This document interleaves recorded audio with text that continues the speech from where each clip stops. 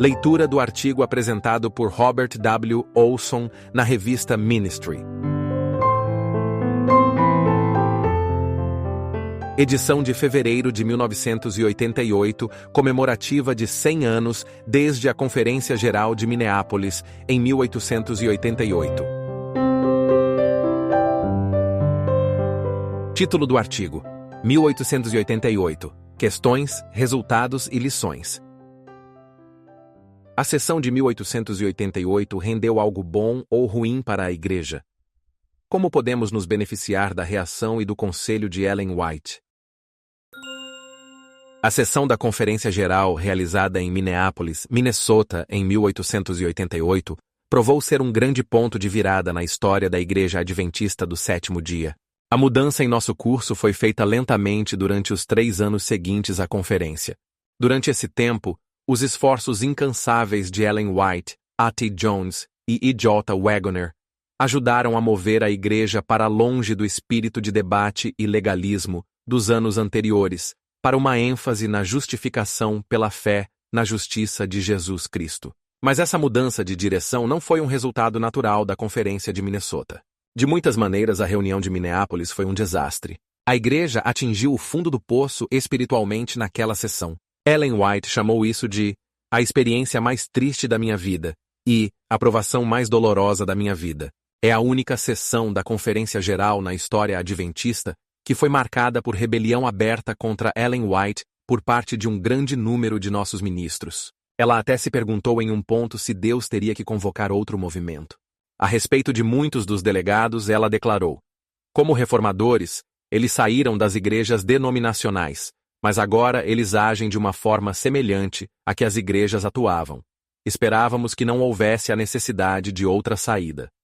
No entanto, apesar de sua profunda angústia sobre o espírito descrente manifestado por tantos, Ellen White confiantemente antecipou que o Senhor de alguma forma prevaleceria e que muito bem viria da reunião. No último dia da conferência, ela escreveu para sua nora: falei quase 20 vezes com grande liberdade, e cremos que esta reunião resultará em grande bem. Não conhecemos o futuro, mas sentimos que Jesus está no leme e não naufragaremos. Houve outros que viram um lado positivo e um lado negativo na sessão. 3 semanas após seu encerramento, W.C. White escreveu ao recém-eleito presidente da Conferência Geral, que ainda estava na Europa. Os delegados no encerramento da reunião levaram impressões muito diferentes. Muitos sentiram que foi uma das reuniões mais proveitosas que já participaram. Outros, que foi a conferência mais infeliz já realizada. Claramente, aquela sessão provocou reações diferentes. Alguns sentiram que a sessão foi ruim, muito ruim. Outros, que foi boa, muito boa. O que tornou aquela reunião tão ruim? E o que a tornou tão boa? O lado negativo. Por vários anos antes do início da sessão, diferenças pessoais e animosidades estavam se desenvolvendo entre 2 grupos de líderes da Igreja. Os irmãos de Battle Creek eram liderados por George Butler, presidente da Conferência Geral, e Uriah Smith, editor da Review and Herald. Associados a esses homens em suas simpatias, estavam vários presidentes de conferências locais, em particular os élderes R.M. Kilgore, de Illinois, J.H. Morrison, de Iowa, R.A. Underwood, de Ohio, e E.D. Van Horn, de Michigan, bem como uma série de luzes menores. O outro grupo era liderado por E. J. Wagoner e A.T. Jones, que serviram como coeditores do Signs of the Times e também como professores da Bíblia no Healdsburg College. Entre seus amigos estavam W.C. White, S.N. Haskell e C.H. Jones. Inicialmente, as diferenças entre esses 2 grupos se centravam em sua interpretação de 2 passagens das Escrituras. Os irmãos orientais acreditavam que os Unos eram um dos 10 reinos de Daniel 7, e que a lei adicionada de Gálatas 3, 19 e 25 era o sistema cerimonial judaico. Os irmãos ocidentais, por outro lado, favoreciam os alamanos em vez dos Unos, e sustentavam que a lei adicionada era a lei moral. O fato de Wagoner e Jones serem homens relativamente jovens, na faixa dos 30 anos, enquanto Butler e Smith estavam na faixa dos 50, tendia a agravar a situação.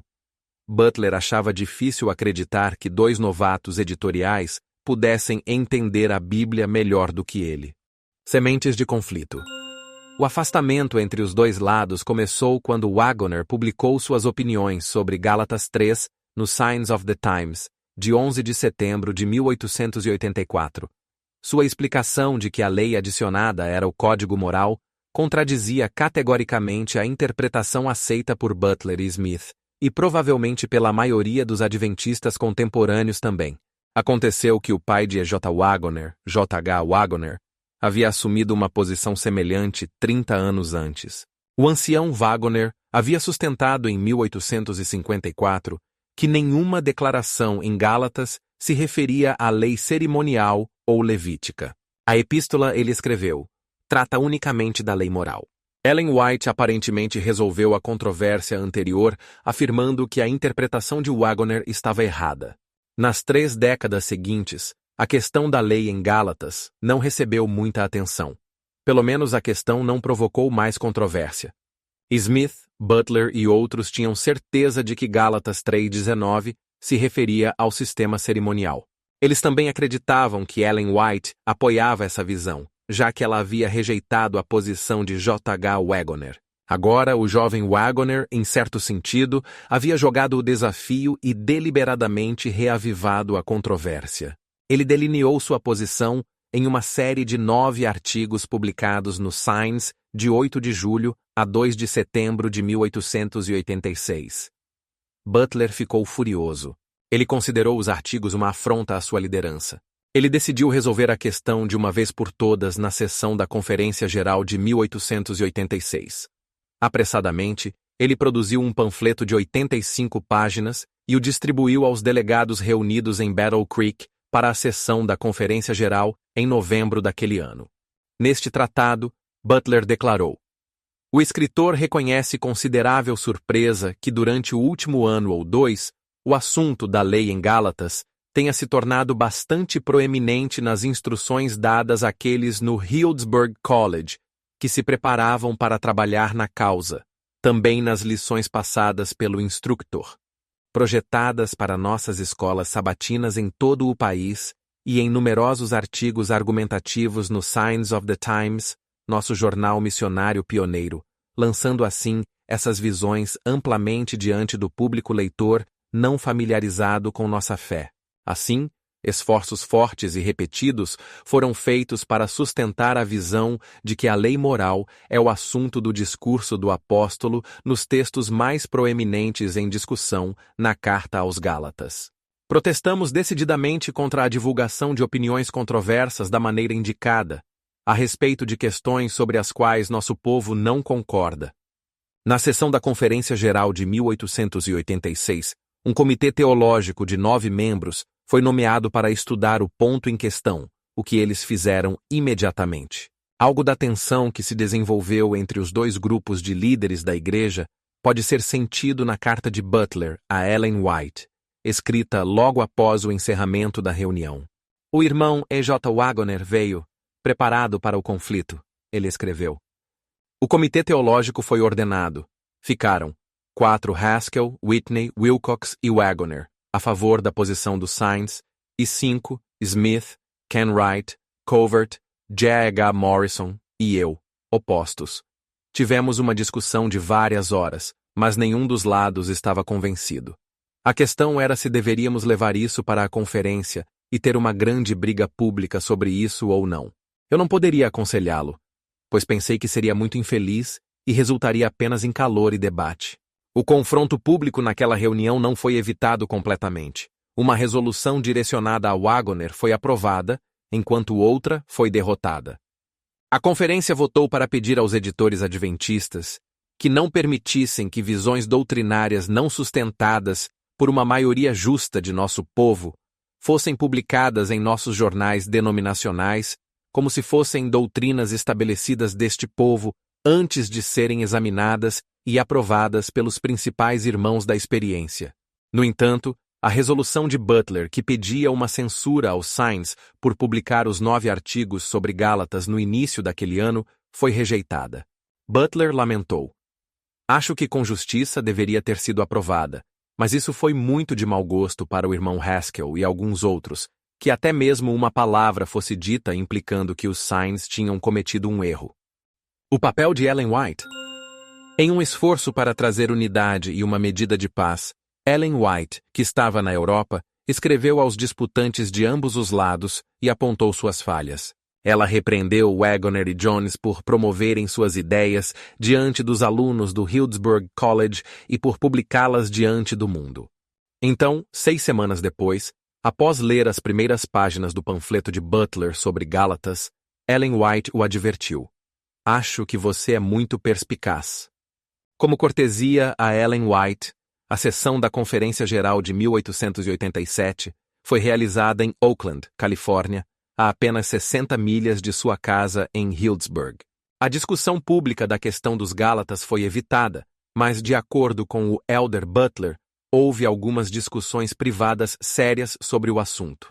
Mais tarde, ele informou Ellen White. Na Conferência Geral de Oakland, no ano passado, ele, Wagoner, levou alguns de nossos ministros para uma conferência privada sobre este assunto e leu para eles uma longa revisão que ele havia preparado do meu panfleto, e fez de todas as maneiras que sua engenhosidade pôde inventar para impressionar sua visão do assunto. Não tenho evidências de que o Elder E. J. Wagoner ou aqueles que o apoiam tenham tido alguma ideia de desistir, mas acho que eles ainda propõem lutar contra isso até o amargo fim. A discussão pública dos Gálatas é justa e outros pontos controversos agora se tornaram impossíveis de evitar. Na verdade, no início de 1887, Ellen White já havia reconhecido isso como inevitável. Ela disse a Butler naquela época: "O assunto agora foi trazido tão completamente diante do povo por você, bem como pelo Dr. Wagoner, que deve ser enfrentado de forma justa e direta em discussão aberta. Você circulou seu panfleto, agora é justo que o Dr. Wagoner tenha uma chance tão justa quanto você teve. Acho que a coisa toda não está na ordem de Deus. Mas, irmãos, não devemos ter injustiça.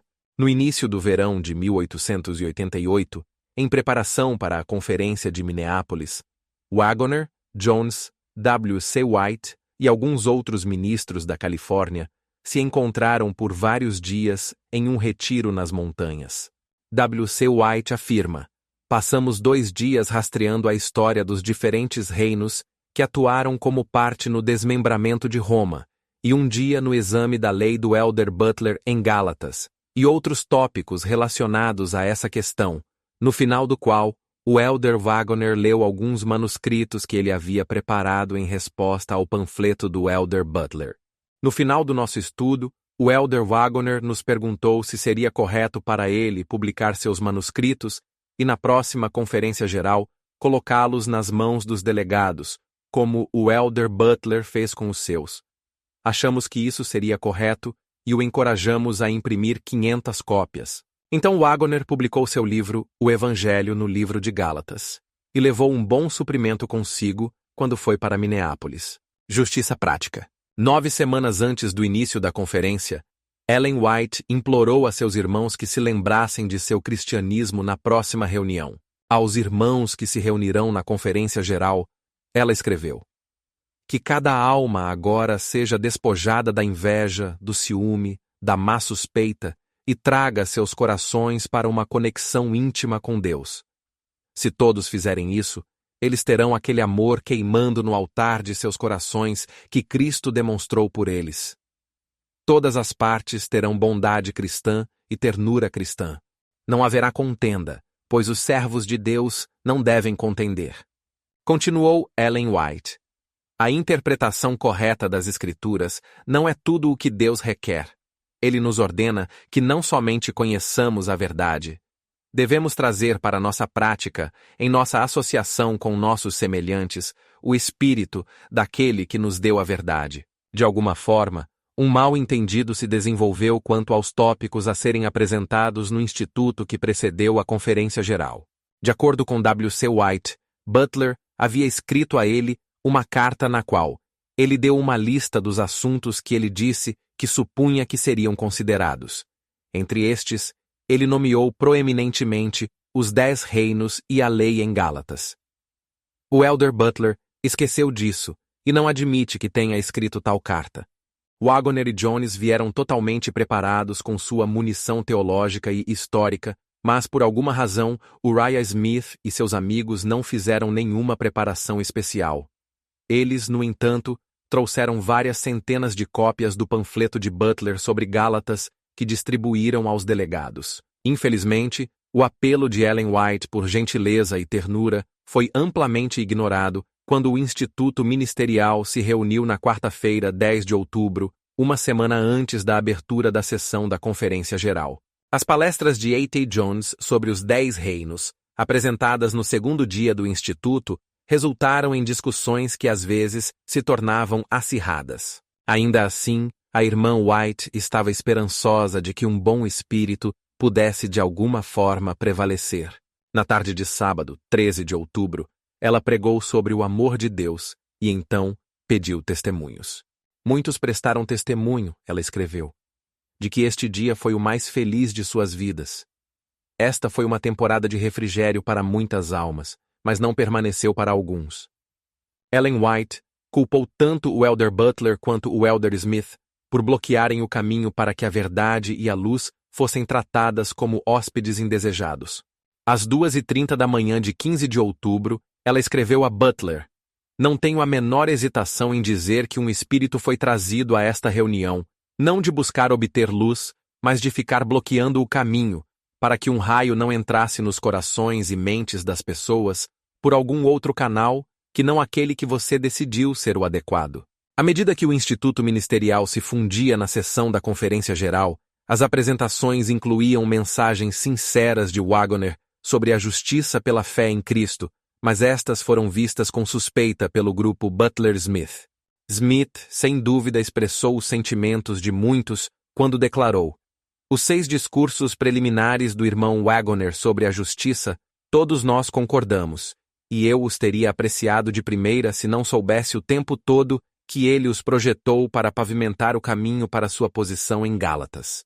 A discussão sobre a lei em Gálatas deixou os irmãos orientais e ocidentais mais distantes do que nunca. Os agravos existentes só pioraram quando os dois lados se confrontaram com suas visões opostas. Uma das consequências mais lamentáveis do espírito amargo manifestado por Butler, Smith e companhia em relação a Wagoner e Jones foi que essas animosidades foram direcionadas contra Ellen White também. Com esse desenvolvimento, uma questão muito mais importante do que os 10 reinos ou a lei em Gálatas estava em jogo: aceitação ou rejeição de Ellen White como uma porta-voz especial do Senhor. Na verdade, o pessoal de Butler-Smith suspeitava da irmã White mesmo antes da sessão começar por causa da amizade entre seu filho e Wagoner e Jones. Eles tinham certeza de que ela fazia parte da conspiração da Califórnia. Sobre essa mudança em sua atitude em relação a ela, Ellen White escreveu: "Era evidente que uma ilusão estava sobre nossos irmãos. Eles tinham perdido a confiança na irmã White. Não porque a irmã White tivesse mudado, mas porque outro espírito havia tomado posse e controle deles." A irmã White caracterizou a atitude do partido Butler-Smith como leão rebelde. Ela declarou: "A posição e o trabalho que Deus me deu naquela conferência foram desconsiderados por quase todos. A rebelião era popular. O curso deles era um insulto ao Espírito de Deus. Meus irmãos têm brincado, criticado, comentado e desmerecido, e escolhido um pouco e recusado muito, até que os testemunhos não significam nada para eles."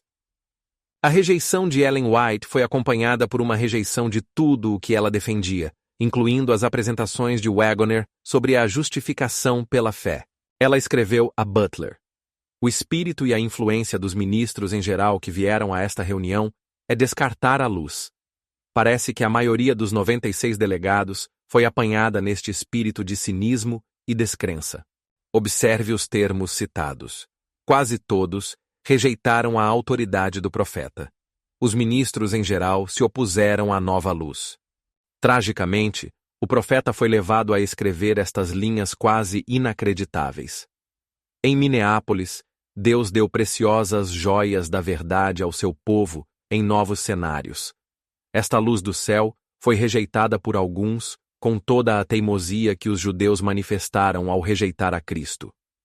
Se Cristo estivesse diante deles, eles o teriam tratado de uma maneira semelhante àquela com que os judeus trataram Cristo. As implicações dessa atitude profana são impressionantes de se contemplar. Ellen White responsabilizou nossos ancestrais espirituais, até certo ponto, pelo menos, por prolongar a longa noite de miséria do nosso mundo. Ela declarou: Satanás os impediu de obter aquela eficiência que poderia ter sido deles em levar a verdade ao mundo, como os apóstolos a proclamaram após o dia de Pentecostes.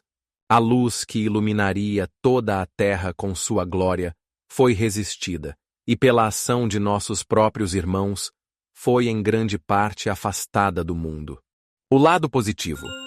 Os sermões de Waggoner sobre a salvação pela fé na justiça de Cristo atingiram uma nota que há muito tempo estava ausente dos sermões adventistas. A maioria dos convertidos adventistas vinha de outras igrejas cristãs, e sua aceitação de Cristo era tida como certa. Os ministros adventistas pregavam muito mais sobre a lei e o sábado do que sobre Cristo. Eles se tornaram debatedores habilidosos, que se orgulhavam de sua capacidade de argumentar melhor do que seus colegas guardadores do domingo. Os sermões de Waggoner eram diferentes. Ele se concentrava em Cristo, sua divindade, sua humanidade e sua justiça, que ele nos oferece como um presente. Nessa nova ênfase, Waggoner teve o apoio total de Ellen White. Ela disse aos delegados: Vejo a beleza da verdade na apresentação da justiça de Cristo em relação à lei, como o doutor a colocou diante de nós. O que foi apresentado harmoniza-se perfeitamente com a luz que Deus teve o prazer de me dar durante todos os anos da minha experiência. Em Minneapolis, ela disse mais tarde, Deus deu preciosas joias da verdade ao seu povo em novos cenários. O Senhor, em sua grande misericórdia, enviou uma mensagem muito preciosa ao seu povo por meio dos élderes Waggoner e Jones. Essas mensagens eram como água viva para muitas almas sedentas que estavam presentes. W.C. White chamou os sermões de Waggoner de o ponto de virada em sua vida. 7 anos após a conferência, Al Tate ainda estava sentindo o brilho.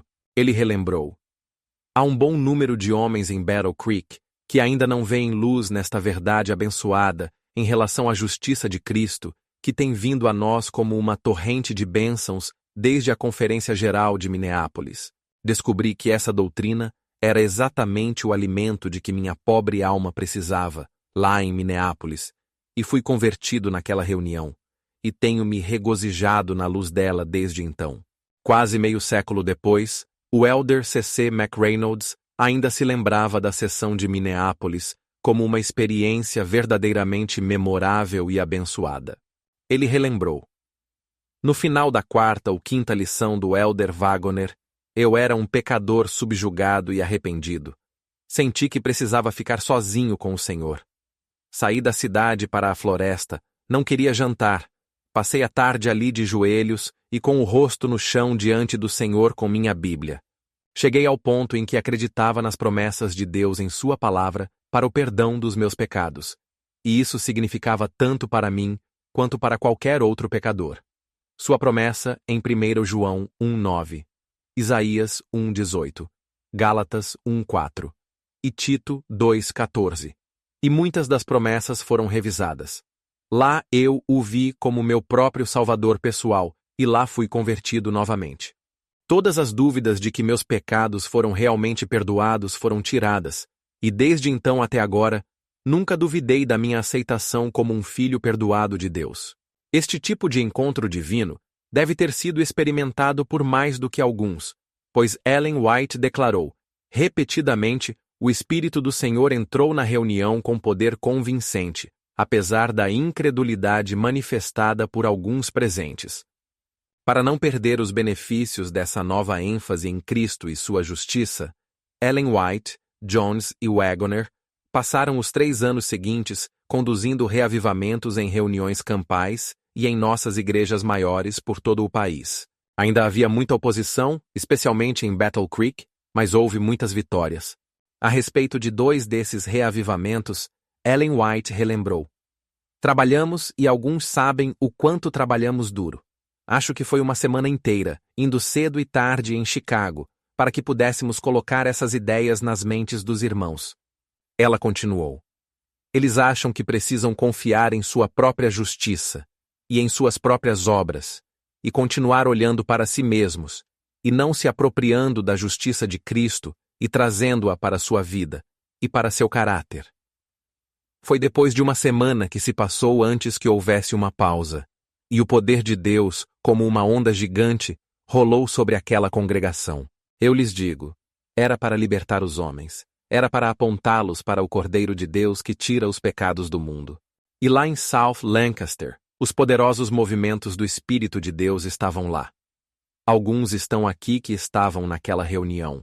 Deus revelou sua glória, e cada aluno na faculdade foi levado até a porta em confissão, e os movimentos do Espírito de Deus estavam lá. E assim, de um lugar para outro, em todo lugar que fomos, vimos os movimentos do Espírito de Deus. Com o passar do tempo, muitos, provavelmente a maioria, daqueles que pecaram tão descaradamente em Minneapolis, confessaram sua culpa e pediram perdão ao Senhor. Isso incluía não apenas os elders Butler e Smith, mas também seus principais apoiadores. Típica foi a atitude expressa pelo elder I.D. Van Horn quando escreveu a Ellen White em 1893. Estou agora profundamente envergonhado da parte que tomei na alegria, na sátira, no sarcasmo e na inteligência, que foram tão amplamente praticados por mim e outros na mesma sala naquela reunião de Minneapolis. Foi muito errado, totalmente errado, e deve ter sido desagradável ao Senhor que testemunhou tudo isso. Gostaria que tudo isso pudesse ser apagado da minha memória. Além desses reavivamentos, entre 1889 e 1891, 3 institutos ou escolas bíblicas, totalizando 46 semanas no tempo, foram realizados em Battle Creek para nossos ministros. Esses institutos também deram ênfase especial ao tema da justificação pela fé. At Jones e J. Wagoner estavam entre os instrutores desses institutos e também foram os principais palestrantes na maioria das sessões da Conferência Geral ao longo da década de 1890. Os livros de Ellen White, Caminho a Cristo, O Maior Discurso de Cristo, O Desejado de Todas as Nações e Parábolas de Jesus, com sua concentração no ministério de Cristo, seus ensinamentos e seu caráter, foram todos publicados entre 1892 e 1900. Podemos agradecer ao Senhor que, começando com a Conferência de Minneapolis, o assunto da justificação pela fé na justiça de Cristo passou a ter um lugar maior no pensamento e na experiência dos adventistas do sétimo dia. 7 lições para o nosso dia. Não devemos terminar com uma narração dos males e das virtudes da reunião de Minneapolis. Precisamos aprender lições importantes da experiência de nossos antepassados. Essas lições precisam ser apontadas, meditadas e postas em prática, ou corremos o risco de repetir os erros que eles cometeram há um século.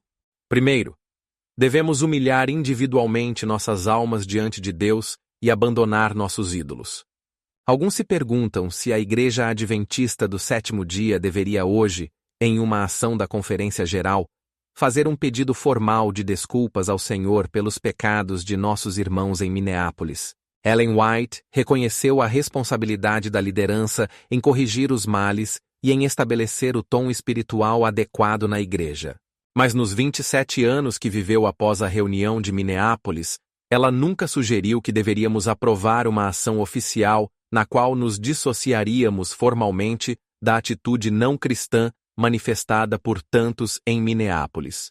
Ela, no entanto, instou os indivíduos envolvidos a confessar seus próprios pecados. Ela alertou: as palavras e ações de todos os que tomaram parte nesta obra permanecerão registradas contra eles até que façam confissão de seus erros. O arrependimento, disse ela, é o primeiro passo que deve ser dado por todos os que desejam retornar a Deus. E ninguém pode fazer esta obra por outro.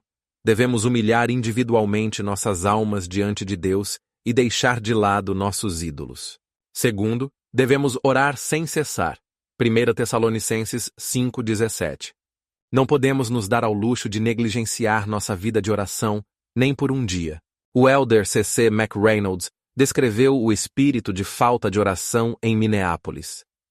Em nossa hospedaria, estávamos ouvindo muitos comentários sobre a irmã White, favorecendo o Elder Wagoner, que ele era um de seus animais de estimação. O espírito de controvérsia estava alto, e quando os delegados chegaram da última reunião do dia, havia apenas balbucio, com muitas risadas e brincadeiras e alguns comentários muito repugnantes sendo feitos, nenhum espírito de solenidade prevalecendo. Alguns não se envolveram na hilaridade.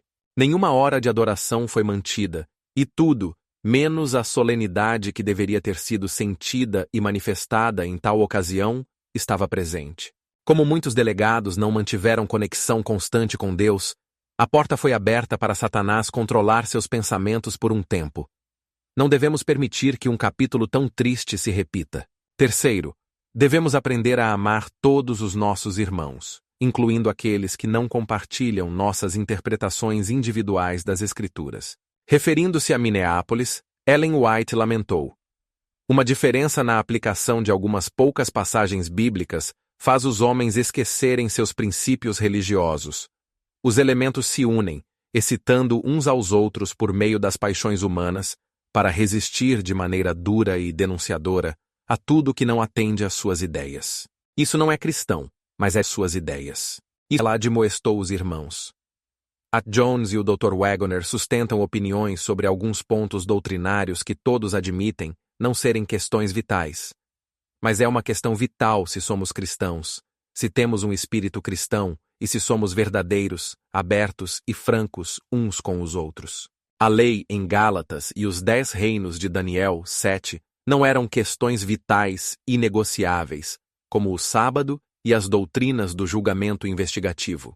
Elas estavam naquela classe de interpretações bíblicas onde alguma latitude de crença deve ser tolerada. Em questões que todos concordam que não são vitais, é certo ser frio com nossos irmãos e irmãs, cujas visões não são idênticas às nossas? Manifestar um espírito não cristão para com aqueles na igreja que diferem de nós, nessas ou em questões semelhantes, é repetir o espírito de Minneapolis. Pouco antes da reunião de Minneapolis, Ellen White exortou os irmãos. A iluminação do céu é o que é necessário, para que quando olharmos para os rostos de nossos irmãos, possamos considerar: estes são os que foram comprados pelo preço do sangue de Cristo. Eles são preciosos aos seus olhos. Devo amá-los como Cristo me amou. Certamente este é um bom conselho para nós hoje. Quarto, devemos buscar as Escrituras por nós mesmos e não permitir que outros pensem por nós. Em Minneapolis, Ellen White pôde ver que muitos de nossos ministros estavam simplesmente seguindo a liderança dos anciãos Butler e Smith em sua compreensão das Escrituras. Eles não estavam pensando por si mesmos. A lealdade à liderança, uma virtude louvável, tornou-se uma fraqueza séria quando levou a seguir a liderança cegamente. Em 19 de outubro, Ellen White advertiu os delegados: não acreditem em nada simplesmente porque outros dizem que é verdade. Peguem suas Bíblias e pesquisem por si mesmos.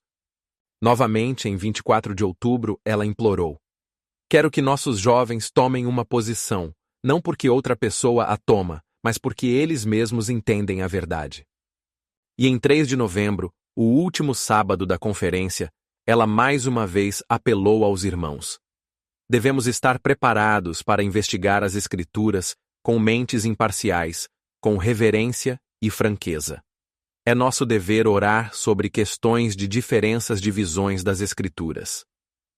No dia seguinte, 4 de novembro, Ellen White escreveu à sua nora: os ministros têm sido a sombra e o eco do Elder Butler, enquanto isso é saudável e para o bem da causa.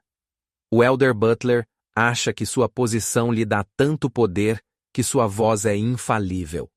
Tirar isso da mente de nossos irmãos tem sido uma questão difícil. Não caiamos na armadilha de colocar qualquer homem onde somente Deus deveria estar. Quinto, devemos enfatizar a justiça pela fé em nossa pregação. Devemos tornar o assunto tão claro quanto cristal para nosso povo, e devemos ter certeza de que nós mesmos desfrutamos de um relacionamento salvador com Jesus Cristo. Ellen White exortou: a fé na justiça de Jesus Cristo em favor de cada alma individual deve ser mantida diante do povo para seu estudo e para que eles a contemplem completamente. Este tema não pode ser abordado com muita frequência e com muita seriedade. Provavelmente todos os delegados em Minneapolis teriam insistido que acreditavam na doutrina da justiça pela fé em Cristo. No entanto, muitos não agiram ou soaram dessa forma, nem na conferência de 1888, nem nos meses seguintes. Ao discursar na sessão da Conferência Geral de 1889, Ellen White declarou: "A verdadeira religião, a única religião da Bíblia, que ensina o perdão pelos méritos de um Salvador crucificado e ressuscitado, que defende a justiça pela fé no Filho de Deus, foi menosprezada, falada contra, ridicularizada. Foi denunciada como levando ao entusiasmo e ao fanatismo. Até mesmo o pensamento de Uriah Smith sobre o assunto parecia ter sido confuso às vezes. Por exemplo, ele editorializou na Review de 11 de junho de 1889. A lei é espiritual, santa, justa e boa, o padrão divino de retidão. A obediência perfeita a ela desenvolverá a retidão perfeita, e essa é a única maneira de alguém atingir a retidão. Há uma justiça que devemos ter para ver o reino dos céus, que é chamada de nossa justiça, e essa justiça vem de estar em harmonia com a lei de Deus. Em Deuteronômio 6:24, 25, lemos: "E o Senhor nos ordenou que fizéssemos todos estes estatutos para temer ao Senhor nosso Deus, para o nosso bem em todos os dias, para que Ele nos preservasse vivos, como se vê neste dia. E será nossa justiça, se tivermos cuidado de fazer todos estes mandamentos perante o Senhor nosso Deus, como Ele nos ordenou. O Senhor, não os ordenaria a fazer o que Ele não havia feito provisão adequada para que fizessem. E se o fizessem, seria sua justiça." Uma semana após a publicação deste editorial, alguém perguntou a Ellen White: "O que significa o artigo do irmão Smith na Review?" Ela respondeu publicamente: "Ele não sabe do que está falando. Ele vê árvores como homens andando. É impossível para nós exaltar a lei de Jeová, a menos que nos apeguemos à justiça de Jesus Cristo." Em um manuscrito, Olhando para Minneapolis, escrito algumas semanas após o encerramento da conferência, Ellen White declarou: "Prestei testemunho de que a luz mais preciosa estava brilhando nas Escrituras na apresentação do grande assunto da justiça de Cristo conectada com a lei, que deveria ser constantemente mantida diante do pecador como sua única esperança de salvação." Ela continua: "É um estudo que pode testar a mais alta inteligência humana, que o homem, caído, enganado por Satanás, tomando o lado de Satanás na questão, pode ser conformado à imagem do Filho do Deus infinito, que o homem será como ele, que por causa da justiça de Cristo dada ao homem, Deus amará o homem, caído, mas remido, assim como amou seu Filho. Este é o mistério da piedade. Esta imagem é do mais alto valor. Ela deve ser meditada, colocada em cada discurso, pendurada no salão da memória, proferida por lábios humanos e traçada por seres humanos que provaram e conheceram que o Senhor é bom. Ela deve ser a base de cada discurso." Fecha aspas. A irmã White dificilmente poderia ter se expressado de forma mais clara e decidida do que quando disse: "O ponto que tem sido insistentemente enfatizado em minha mente por anos é a justiça imputada de Cristo. Não há um ponto que precise ser mais seriamente aprofundado, repetido com mais frequência ou estabelecido mais firmemente nas mentes de todos, do que a impossibilidade do homem caído merecer qualquer coisa por suas próprias boas obras. A salvação é somente pela fé em Jesus Cristo." Fecha aspas. Sexto, não devemos desprezar as profecias. 1 Tessalonicenses 5:20. Se Uriah Smith tivesse apenas dado ouvidos a essa advertência em Minneapolis, ele teria poupado a si mesmo e a muitos outros muita dor de cabeça. Mas o diabo convenceu Smith de que Ellen White havia se contradito. Ela havia dito a J. H. Waggoner na década de 1850 que sua visão de Gálatas 3 estava errada. Agora, em 1888, ela parecia apoiar o jovem Waggoner, que tinha essencialmente a mesma visão de seu pai.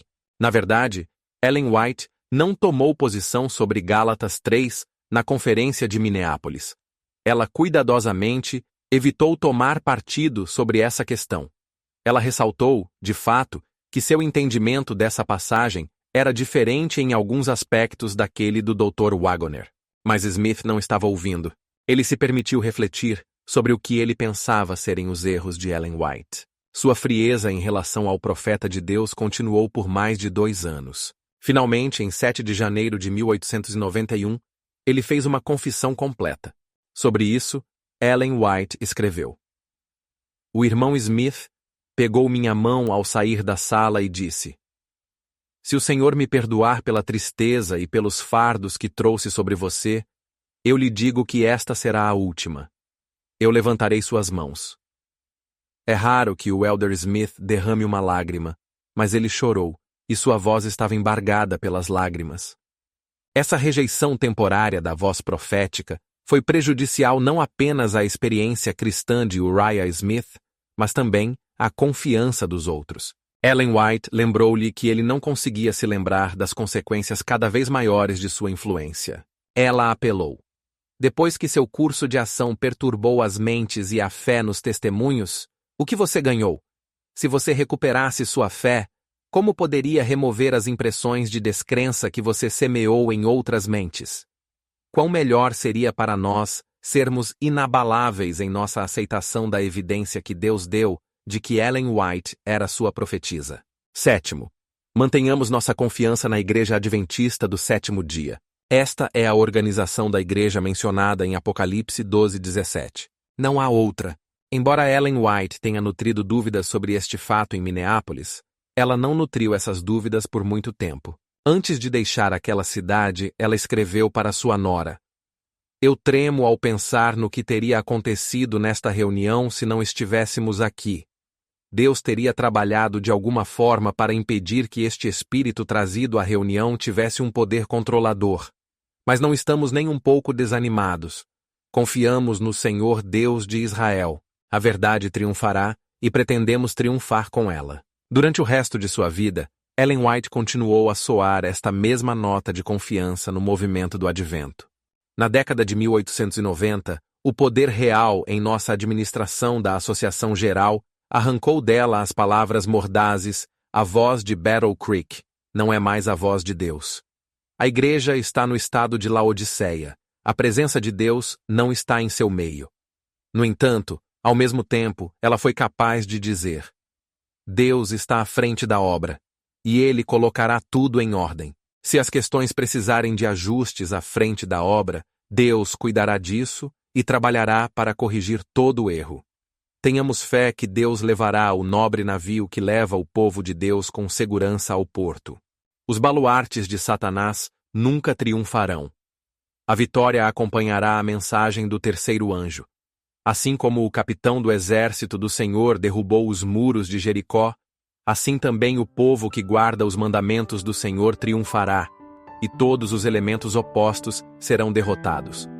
Sinto-me encorajada e abençoada ao perceber que o Deus de Israel ainda está guiando o seu povo, e que Ele continuará a estar com eles, até o fim." Fecha aspas.